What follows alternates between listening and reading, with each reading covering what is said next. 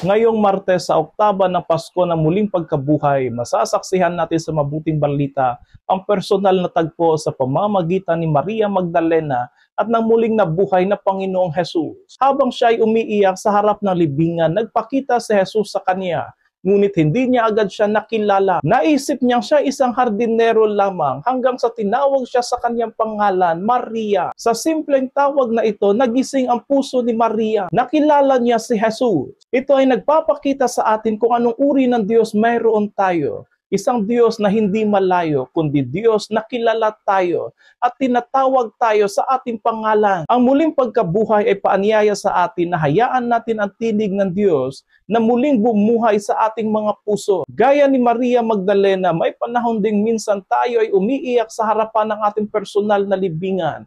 Mga alaala ng pagkawala, kabiguan, kasalanan at pangungulila. Ngunit sa gitna ng ating mga pagluha, naroon sa Jesus. Naghihintay na tayo ay makinig sa kanyang pagtawa. Mga kapatid, hayaan natin na ang Pasko ng muling pagkabuhay ay maging personal nating karanasan, kung saan maririnig natin ang Panginoon na tumatawag sa ating pangalan. Bilang tugon natin sa Kanya, ibalita din natin sa iba ang sinabi ni Maria Magdalena, nakita ko ang Panginoon.